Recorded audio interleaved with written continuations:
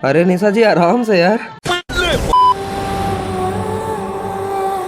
अभी फिल्म के शुरुआत में जब ये यहाँ चाबी लगाता है तो ध्यान से देख लो, ये एकदम येलो कलर की है, पर जब ये चाबी निकालने आता है तो इसकी कलर ही चेंज हो जाती है। फिर जैसे ही मुरारी चाचा यहाँ गिरते हैं तो इसके जस्ट पीछे ये पेड़ लगा हुआ है, पर वही जब कैमरा एंगल पीछे से दिखाता है तो पता नहीं वो पेड़ कहाँ गायब हो जाता है। फिर अभी अभिनय के आगे कोई भी नहीं होता है, लेकिन अगले पल तो ये पंडित जी प्रकट हो जाते हैं। और अभी अभिनय ने कैमरा को ऊपर के एंगल से पकड़ा हुआ है, पर जब कैमरा की रिकॉर्डिंग दिखाई जाती है तो कैमरा का एंगल ही चेंज हो जाता है। फिर यहाँ अभिनय ने कैमरा को सिंपली टेबल पर रख दिया था, तो ये अपने आप मूव कैसे कर रहा है भाई। और जब इसने कैमरा को रखा था तो कैमरा का फेस उधर था, इन दोनों के अपोजिट साइड, तो ये कैमरा अपने आप इन दोनों के तरफ कैसे घूम जाता है भाई। फिर नंदनी जब यहाँ से भागती है तो ये हाथ में किताब लेकर भागती है, लेकिन थोड़ा सा आगे जाते इसके हाथ से वो किताब पता नहीं कहाँ गायब हो जाता है। फिर इन दोनों के बीच में गैप कितना कम है देख लो, लेकिन अगले पल कुछ ज्यादा ही गैप हो जाता है। उसके बाद इस एंगल से देखने पर अपनी कार का दरवाजा खोलकर बाहर निकलने वाली ही होती है, लेकिन जैसे ही कैमरा एंगल चेंज होता है तो अपनी इस तरफ से इसके पीछे से निकल रही होती है। फिर अभी जब ये लोग कलश रखते हैं तो एकदम दरवाजे के पास प्लेन फर्श पे रखते हैं, मतलब नीचे कोई भी काले कलर की लाइन नहीं है। और अगले सीन में तो ये इस काले कलर की लाइन के ऊपर रखी होती है। उसके बाद इस सीन में जब अक्षय की एंट्री होती है तो इसके ऊपर कहीं पर भी लाइट नहीं पड़ रही है, लेकिन अगले सीन में जैसे ही अपना फेस आगे करता है तो पता नहीं कहां से लाइट आने लगती है। और यहाँ कहीं पर भी ऑटो या ऑटो वाला नहीं दिख रहा है, लेकिन थोड़ी देर बाद तो दोनों ही प्रकट हो जाता है। फिर आदित्य ने जो अपने सर पे कपड़ा बांध रखा है उसमें बड़े बड़े अक्षरों में ओम नमः शिवाय लिखा हुआ है, और थोड़ी देर बाद वो ओम नमः शिवाय गायब होकर ये फूल पत्तियां प्रकट हो जाती है, और उसके थोड़ी देर बाद तो यहाँ भोलेनाथ भी प्रकट हो जाते हैं। और अगर आपने यहाँ नोटिस किया होगा तो अक्षय कुछ बोल नहीं रहा है, बल्कि ऑडियो को ऊपर से एडिट करके डाल दिया गया है। पागल नहीं है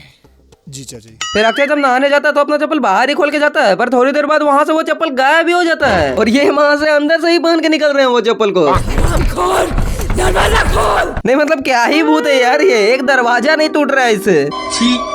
फिर ये बंदा मोंजुलिका के राइट में आ चुका है, पर सामने से देखने पर तो लेफ्ट में ही खड़ा होता है। हाँ तो अब बात करते हैं मूवी के सबसे बड़े मिस्टेक्स के बारे में। तो इस फिल्म के भूतनी मतलब मोंजुलिका को इस महल के राजा सिद्धार्थ को दुर्गाष्टमी के दिन मारना चाहती है, तो इसने चाय में जहर आज क्यों मिलाया था भाई, और नहीं इसको इतना एक्टिंग करने की जरूरत ही क्या थी। मतलब सिद्धार्थ तो रोज इसके साथ सोता था ना, तो मोंजुलिका चुपचाप अवनी के अंदर रहती और एक दिन आमी जे तो मार करने की जगह इसका गेम ही बजा देती। और एक मिस्टेक ये है कि जब मोंजुलिका गाती है तो क्या ही आवाज में गाती है यार, मतलब बहुत प्यारी आवाज में गाती है, पर जैसे ही ये किसी से बात करती है तब तो मेरी अम्मी है।